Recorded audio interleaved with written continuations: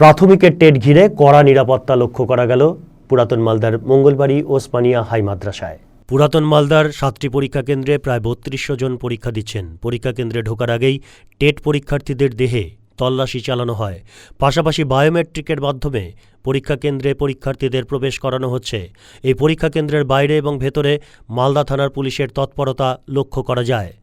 আজকে West Bengal primary বোর্ডের TET পরীক্ষা হচ্ছে। আচ্ছা, সারা পশ্চিমবঙ্গ ব্যাপী যে পরীক্ষাটা হচ্ছে, আমাদের ওসমানিয়া হাই মাদ্রাসাতেও সেন্টার হয়েছে। কটা থেকে পরীক্ষা? পরীক্ষা 12টা থেকে 2:30 পর্যন্ত।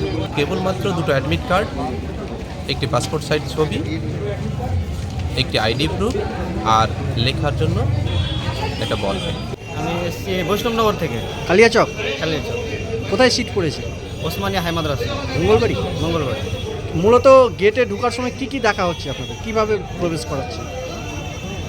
এতে ঢোকানোর সময় অ্যাডমিট কার্ড, আধার কার্ড, বায়োমেট্রিক। বায়োমেট্রিক নিচ্ছে, ছবি তুলছে? হ্যাঁ, ফেস স্ক্যানার। কত মার্কসের পরীক্ষা? 150। সময় কতটি? সময় 2.5 ঘন্টা। মালদা টুডে।